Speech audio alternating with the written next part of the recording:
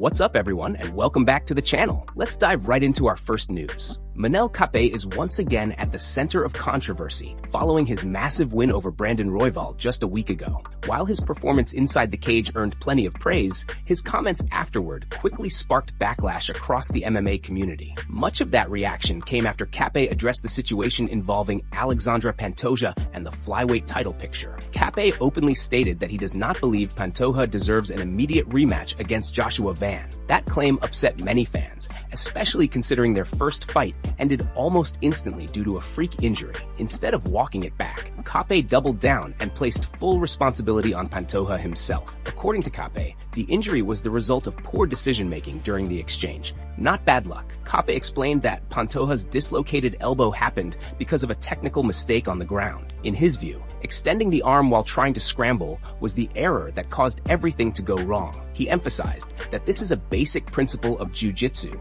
and something fighters are trained to avoid at all costs. Because of that, Kape believes the fight never truly found the better man that night, and the division must simply move forward. Realistically, the flyweight division is already doing just that. With Pantoja sidelined, Kape is expected to face Joshua Van for the belt before the former champion is fully recovered. Despite the controversy, the good news for Pantoja is that he is still expected to receive an immediate title shot once he is healthy. That sets up Kape as a major test for the division before fans potentially get a proper rematch. No official return date has been announced for Pantoja, but his coach, Marcos D'Amata, provided an update in a recent interview. According to D'Amata, the former champion is targeting a return around May or June 2026 at the earliest. He made it clear that even with perfect recovery conditions, an earlier comeback would be impossible. Full healing is the priority, and there will be no shortcuts. Kape also looked ahead at the rest of the division, mentioning possible matchups like Tatsuro Taira versus Brandon Royval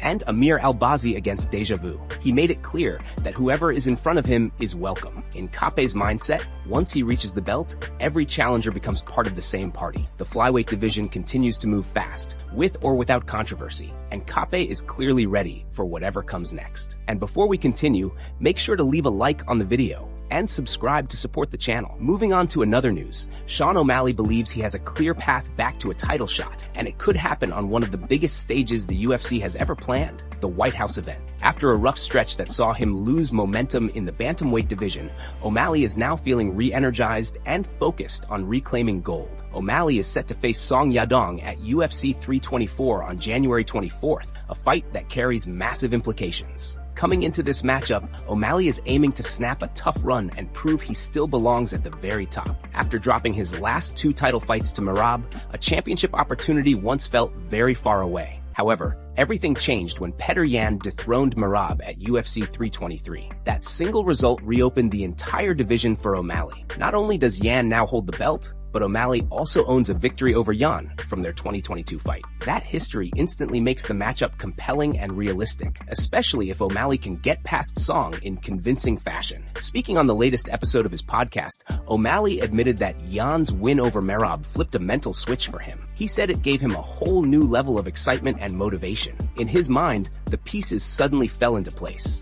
Beat Song Yadong and a title fight against Petr Yan at the White House makes perfect sense. O'Malley described feeling a surge of new energy heading into this camp. He explained that once Yan beat Merab, everything opened up. His mindset shifted, his confidence grew, and the path forward became clear. He sees himself going out there, beating Song, and then sharing the Octagon with Yan on one of the most historic UFC stages imaginable. While O'Malley acknowledged that things don't always play out exactly as planned, he made it clear that this scenario feels right. From a stylistic matchup to the storyline and the location, he believes it all lines up naturally. With the bantamweight division wide open once again, O'Malley is locked in, motivated, and fully focused on turning this opportunity into a reality. Moving on to another news, Michael Bisping has spoken out about Jake Paul's recent boxing match with Anthony Joshua, and he doesn't believe the YouTuber showed unbelievable heart. Bisping acknowledged that it was a well-prepared fight with a solid game plan, but he was quick to clarify that the performance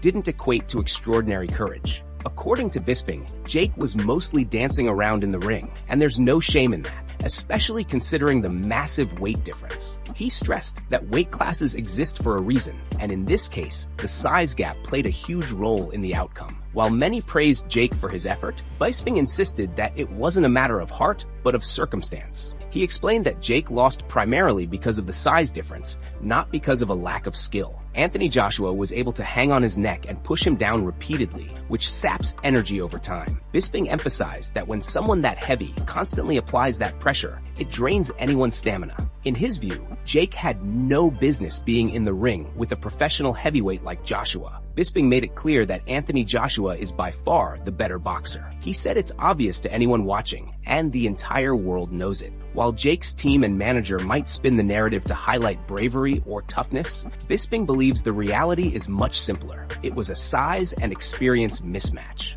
Managers exist to protect fighters from situations like this, and in Bisping's opinion, Jake was stepping into a fight that was far beyond his level. As a former fighter with extensive experience in mixed martial arts and combat sports, Bisping analyzed the fight from a technical standpoint. He noted that while the show itself was entertaining, the credit often given for heart is misplaced. The loss should not be romanticized as an act of extraordinary courage. Instead, it was a competitive mismatch where skill, size, and experience dictated the outcome. Ultimately, Bisping's perspective is rooted in reality over hype. Jake Paul may have put on a good show, but he was overmatched against a seasoned, world-class opponent. The fight highlighted the importance of weight classes, professional experience, and strategic matchmaking, all of which play a far bigger role than mere determination or heart inside the ring. Moving on to another news. Massive information has surfaced involving two of the most feared grapplers in MMA history. This revelation comes from Camille Gadziev, a longtime matchmaker for Eagle FC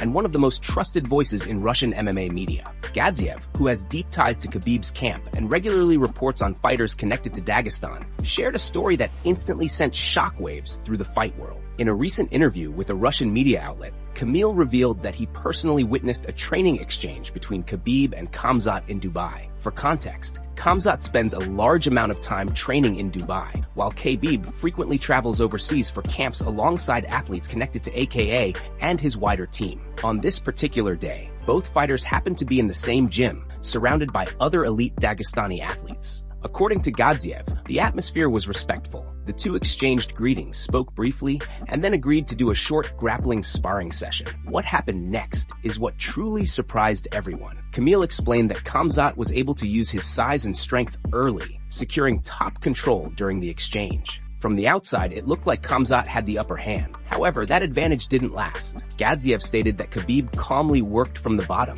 stayed patient, and eventually locked in a tight triangle choke. Despite the size difference, Khabib managed to submit Khamzat during the sparring session. The undefeated lightweight legend reportedly forced the tap, leaving those watching in complete disbelief. Gadziev emphasized that this moment wasn't about ego or domination, but about technique and efficiency. He believes it perfectly highlights the difference in grappling styles. According to him, Khabib's submission game is tight, suffocating, and extremely calculated, relying on pressure and flawless positioning rather than raw strength. Taking it a step further, Gadziev explained that this experience only strengthened his belief that Islam Makhachev would defeat Khamzat if they ever met in an official fight. In his view, Islam's grappling mirrors Khabib's style closely, using the same technical precision and relentless control. If Khabib could submit Khamzat in training while giving up size, Gadziev feels confident that Islam could replicate that success under the bright lights of the Octagon. He made it clear that this wasn't hype or exaggeration, but an honest account from someone who was there in person.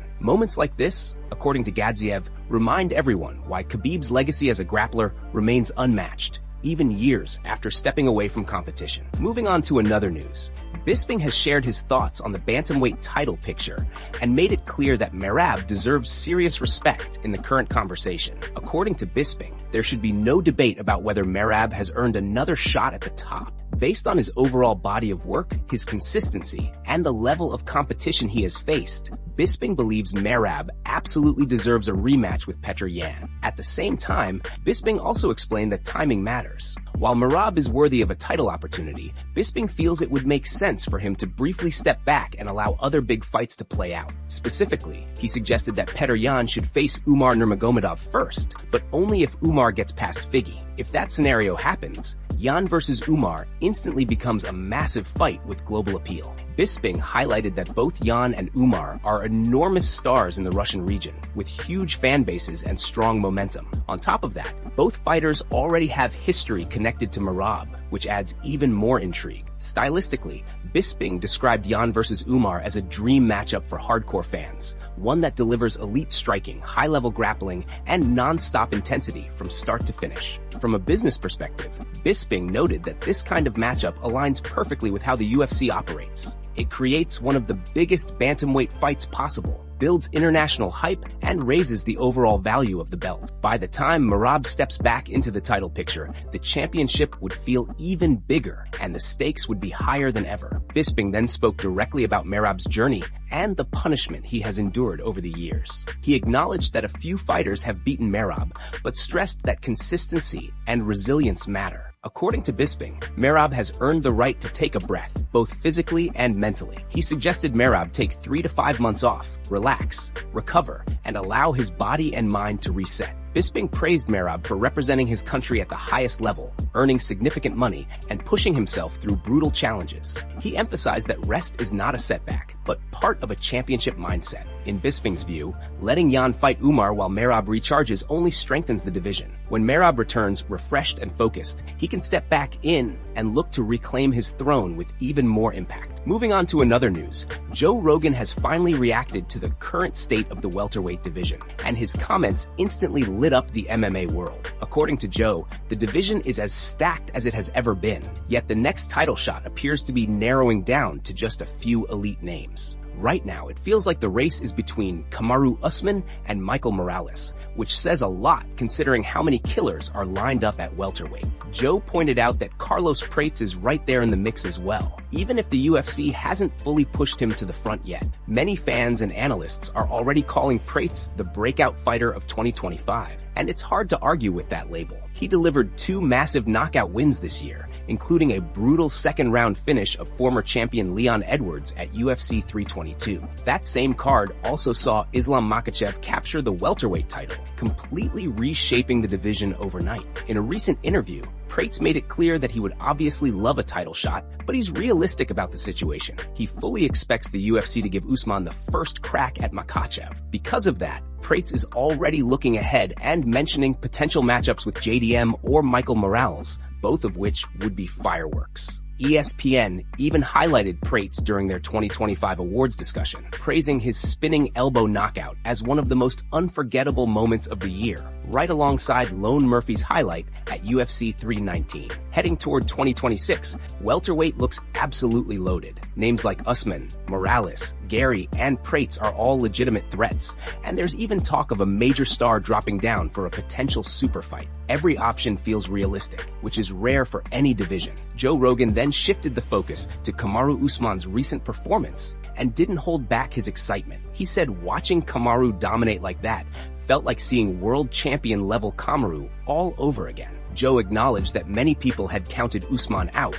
largely because of the narrative Usman himself has openly shared about his knee issues. Usman has talked about struggling with pain, even saying there were times he had to walk downstairs backwards. Joe mentioned that Usman went through extensive treatment, including work done in Colombia at a bioaccelerator facility. While there's still some skepticism, Joe believes you can clearly see that Usman can still be a world-class fighter at this stage. He also gave credit to Buckley, calling him a serious problem, wild, fast, and dangerous. Still, the way Usman handled him proved that the former champion is far from done, and the welterweight division is officially on fire again. Moving on to another news. Islam Makhachev has explained why he wants Kamaru Usman next, and why he believes that matchup would be the toughest challenge of his welterweight reign. The reigning UFC welterweight champion made it clear that his interest in fighting Usman is not about convenience or hype alone, but about facing the most dangerous and proven opponent available. In an interview with Red Corner MMA, Islam explained that even though there are several hungry contenders waiting in line, Usman stands apart. Fighters like Michael Morales, Ian Machado Gary, Carlos Prates, and the undefeated Shavkat Rakhmonov are all talented, but in Islam's eyes, they have not been fully tested at the highest level yet. He believes Usman would push through those names with experience, pressure, and championship composure. Islam said that Usman would be the hardest fight for him, both stylistically and mentally. He pointed to Usman's history as a dominant champion and noted that from a promotional standpoint, the matchup also makes sense. A former long-reigning champion challenging a new title holder creates a powerful story. Islam feels that kind of fight could be built up properly, draw major attention, and deliver something special inside the cage. Usman ruled over the welterweight division from 2019 to 2022, securing 5 straight title defenses and establishing himself as one of the best fighters of his generation. However, his momentum slowed after a 3-fight losing streak that included 2 title losses to Leon Edwards. That run raised doubts among fans, but Usman silenced many critics in June